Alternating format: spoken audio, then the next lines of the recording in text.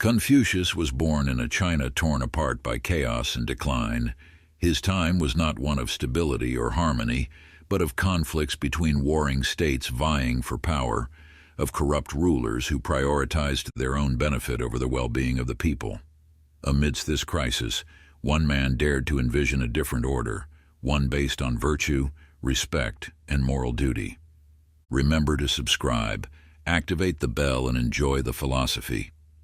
His name was Confucius, but in the West we know him as Confucius. He was neither a prophet nor a mystic, but a pragmatic thinker who understood that the key to transforming the world did not lie in gods or supernatural forces, but in human conduct. From a young age, he dedicated himself to study with almost obsessive discipline. He had neither wealth nor power, but he possessed an unusual ambition to rebuild society on a foundation of solid moral principles. He believed that knowledge should not remain in theory, but should be applied to everyday life. To study without reflecting is useless. To reflect without studying is dangerous, he said. With this idea, he traveled from state to state, offering his wisdom to the rulers of his time, convinced that he could guide them toward just governance. But politics was not made for sages, and most princes rejected him. They did not want to hear about the importance of virtue when what they needed was power and military strategy. Despite the rejections, Confucius did not let disillusionment consume him. Instead, he devoted himself to teaching. His disciples became the seed of his thought, and through them, his philosophy was passed down for generations. He left no writings of his own, but his teachings were compiled in the Analects, a collection of conversations where morality, politics, and everyday life intertwine along the same path, that of self-cultivation. He was not concerned with the divine or the metaphysical. For him, the fundamental question was not what happens after death, but how we should live here and now. In a world where the rules seem to depend on the whims of the powerful, Confucius proposed that true order must begin within each individual. For Confucius, the key to social order was not in laws or force, but in virtue. A good ruler was not one who imposed authority through punishment, but one who led by example. Govern with virtue, and you will be like the North Star, which remains in its place while the other stars revolve around it, he said. In his vision, morality should not be an empty discourse or a tool of control, but the very foundation of coexistence. If leaders were just, the people would follow them without the need for coercion. If parents were wise and compassionate, their children would learn to be the same. Everything began with personal righteousness and extended to society as a natural reflection. But virtue was neither an abstract concept nor a divine gift. It was cultivated through effort, discipline, and the habit of doing what is right even when no one is watching. Confucius spoke of the Junzi, the noble man, not in terms of lineage but of character. The Junzi is not someone perfect, but someone who strives to improve every day, who acknowledges his mistakes and acts with justice even when no one forces him to. The superior man is ashamed when his words are better than his deeds, he said. For him, true greatness did not lie in status or wealth, but in the ability to master oneself and act with dignity. This idea remains revolutionary. Today, authority is often measured in terms of power, money, or influence, but rarely in terms of virtue. We have become accustomed to leaders who impose rules they do not follow themselves, to models of success based not on ethics but on ambition. Confucius would remind us that true leadership is not about commanding, but about inspiring. That legitimate authority is not imposed through fear but earned through respect. His teaching is simple yet difficult to apply. If you want to change the world, start by changing yourself. The foundation of Confucius's philosophy was Ren, a concept that has no exact translation but can be understood as humanity or benevolence. It was not just about being kind or compassionate, but about developing a deep connection with others, acting with empathy and justice in all human relationships. For him, society could not function if each person pursued only their own interests. Do not do to others what you do not want done to yourself, he taught in an early version of the so-called Golden Rule. But Ren was not just an abstract principle. It had to be expressed in concrete actions, in the way we treat our friends, our family, our subordinates, or our superiors. In Confucius's thinking, morality was not an individualistic matter. It was not enough to be virtuous in private. True virtue had to manifest in the community. For this reason, he emphasized the importance of lie, the norms of conduct and rituals that shape daily life. In a society in crisis where respect for traditions was being lost, Confucius saw in rituals a way to restore order. Not because rituals had mystical power, but because they taught discipline, respect, and harmony. Greeting someone with courtesy, honoring one's ancestors, behaving with dignity in every circumstance, this was all part of lie, and its purpose was not to impose arbitrary rules, but to remind us that our actions influence others. Today we might see these principles as outdated, but don't we still live in a world where lack of respect and social disconnection create chaos? Confucius understood that civilization is not upheld by laws alone, but by habits of coexistence, by a sense of duty toward others.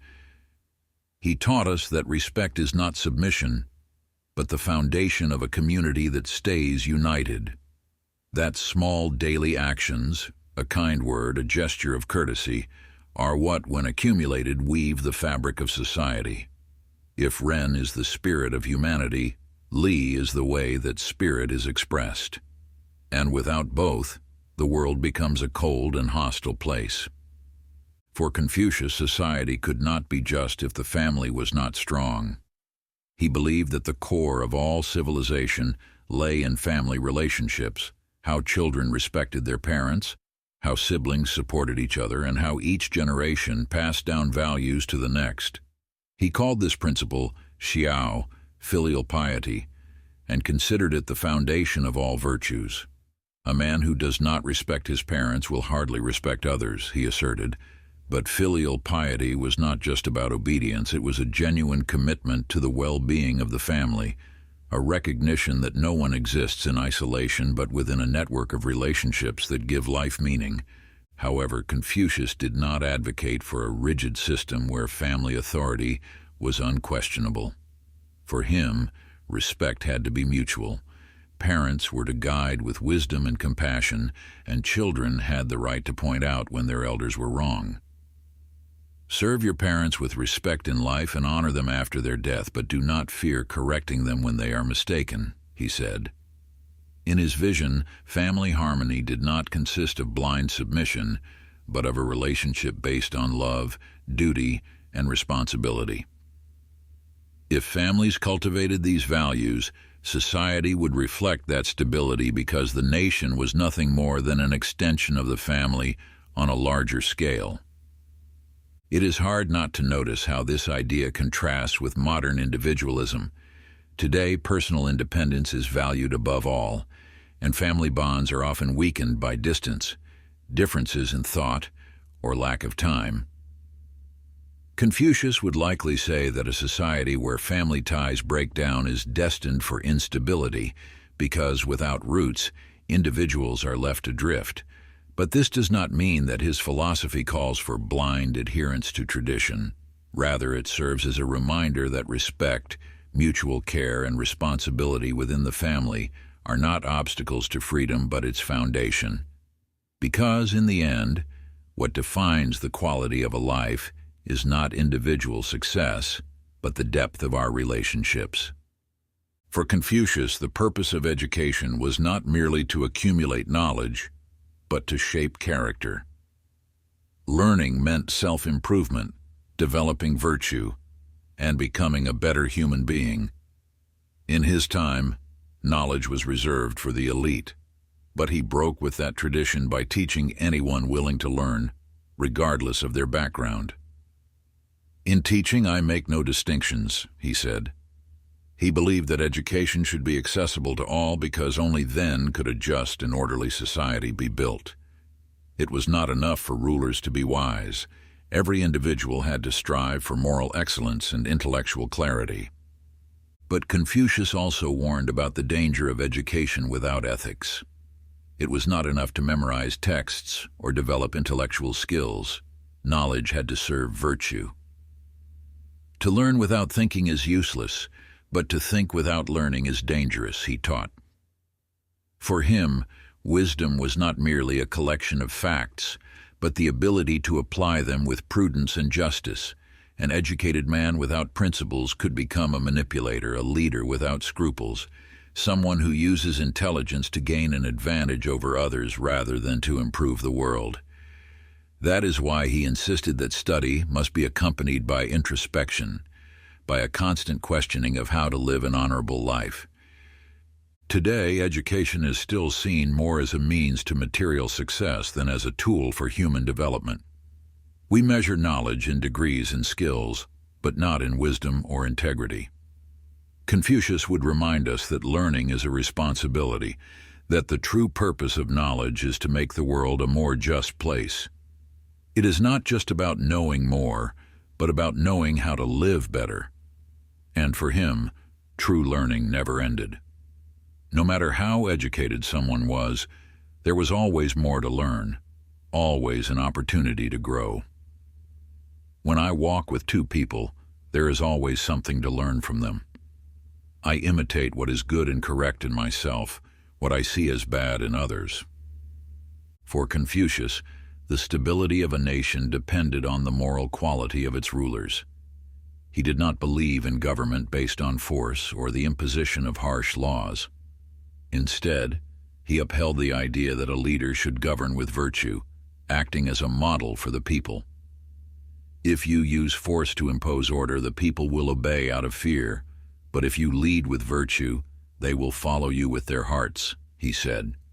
In his vision, authority should not come from military power or wealth, but from moral example. A virtuous ruler inspired respect without needing to resort to violence because his conduct served as a reference for everyone else. This ideal of leadership was based on the concept of moral authority. Confucius taught that the best way to influence others was not through decrees or punishments, but through one's own behavior. If a leader is righteous, his people will be righteous. If he is corrupt, corruption will spread. Government is like the wind, and the people are like the grass. When the wind blows, the grass bends, he said. For him, politics should not be a struggle for power, but an act of service.